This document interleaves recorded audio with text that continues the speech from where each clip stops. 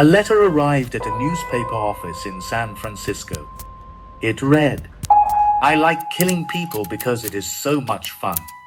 It is more fun than killing wild game in the forest." It was signed with a symbol, a circle crossed with a line. No name, no address, no explanation. This letter was from a killer. The police had no idea who sent it. 50 years later, they still don't. It is the late 1960s. America is alive with change. Music, protest, freedom. The whole world feels like it is moving forward. But in the quiet suburbs around San Francisco Bay, something dark is hunting in the shadows. And hidden in that darkness was a story that remains unfinished to this day. This is the story of the Zodiac Killer, a man who murdered at least 5 people, who taunted police with coded letters, who told the world exactly what he was doing and was never caught. Let's go back to the beginning. The 20th of December 1968, a cold Friday night. David Faraday, 17 years old, and his girlfriend Betty Lou Jensen, 16, are parked on a quiet road near Vanish, California. They are on their first date. First meeting. First day together. Last night. At approximately 11 p.m., a car pulls up beside them. A man gets out. He shoots David once in the head at close range. Betty Lou runs. She gets 30 feet from the car. He shoots her 5 times in the back. She dies in the road. A passing driver finds them within minutes. David is still alive, barely. He dies on the way to the hospital. Police arrive to find a scene with no witnesses, no motive, and no suspect. A random attack. 2 young kids, completely innocent. Nobody knew it yet, but this was only the beginning. 7 months pass. Police have no leads on the Benicia murders. Then, Independence Day, 1969. Dorina Ferret, 22, and Michael Major, 19, are parked at Blue Rock Springs Park, just a few miles from the first crime scene. It is past midnight. Fireworks are still lighting the sky. A car pulls up, parks nearby, drives away. Then, it comes back. A man walks up to their window with a flashlight. Before they can speak, he opens fire. Dorina is hit multiple times. Michael is shot in the neck, face, and leg. The shooter walks back to his car. Then he stops. He turns around. He walks back and shoots them again.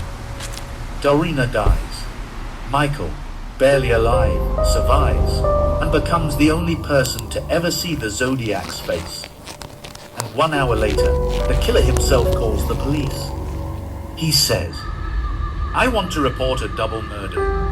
If you go 1 mile east on Columbus Parkway, you will find the kids in a brown car.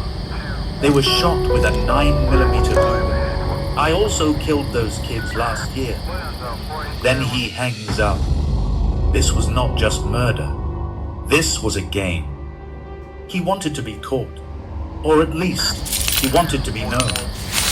1 month later, on the 1st of August 1969, 3 letters arrived simultaneously at 3 different Bay Area newspapers.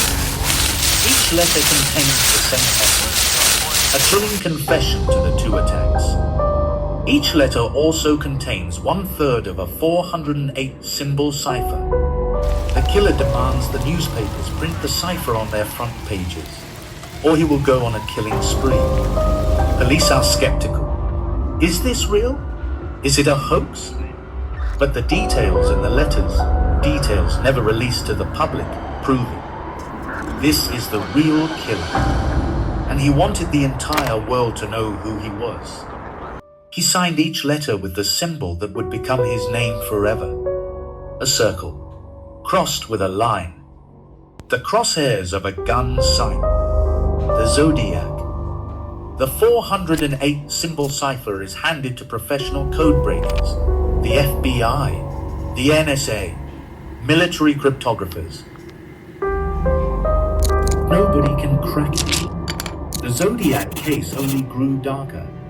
In 1969, a high school teacher and his wife, Donald and Betcha Harden, solved the Zodiac's infamous 408 symbol cipher from their kitchen table. The message began with chilling words. "I like killing people because it is so much fun." But investigators were disturbed by something else. The Zodiac promised that a second cipher, a shorter 340 symbol message, would reveal his identity. That cipher remained unsolved for 51 years. Experts, cryptographers, and investigators spent decades trying to crack it. Finally, in December 2020, a team of amateur codebreakers from the United States, Australia, and Belgium solved it. But the Zodiac's name was nowhere inside. Either he lied, or he was simply too clever to ever leave a real trail. And while the letters terrified the public, the killings continued. The 27th of September 1969, Lake Berryessa, Napa County. College students Brian Hartnell and Cecilia Shepard are relaxing near the lake when a hooded man approaches them. He wears a black executioner-style hood with the Zodiac symbol stitched onto his chest.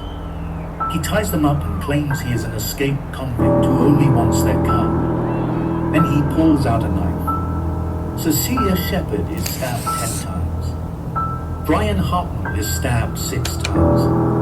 Before leaving, the killer writes the dates of his previous attacks on the victim's car door, almost like he is keeping score. Brian survives. Cecilia dies 2 days later. And still, nobody knows who the Zodiac really was. Just 2 weeks later, the Zodiac strikes again. The 11th of October, 1969, San Francisco. Taxi driver Paul Stein picks up a passenger late at night. When they arrive in Presidio Heights, the Zodiac shoots Stein once in the head and tears away a piece of his bloody shirt. 3 teenagers witness the crime and call police. Officers arrive within minutes and even stop a man matching the suspect's description only blocks away. But they let him go.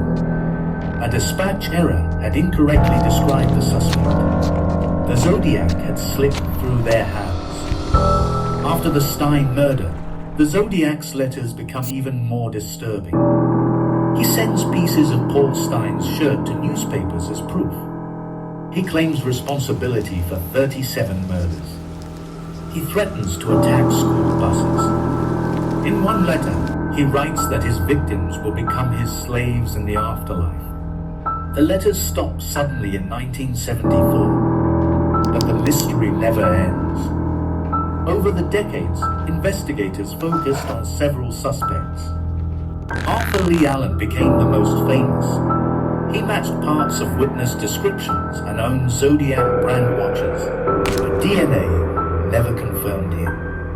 Other names, including Lawrence Kane and Gary Francis Post, were also investigated. Yet no suspect has ever been officially identified. More than 50 years later, the Zodiac Killer remains one of the most terrifying unsolved mysteries in American history. A killer who controlled the media, taunted police, and disappeared without a trace. Even today, one question still remains. Who was the Zodiac Killer? If you made it this far, you are genuinely brave. Drop in the comments, who do you think the Zodiac was? And if you want me to do a deep dive on one specific suspect, or crack the ciphers myself, let me know below. Subscribe, because next week, we go somewhere even darker.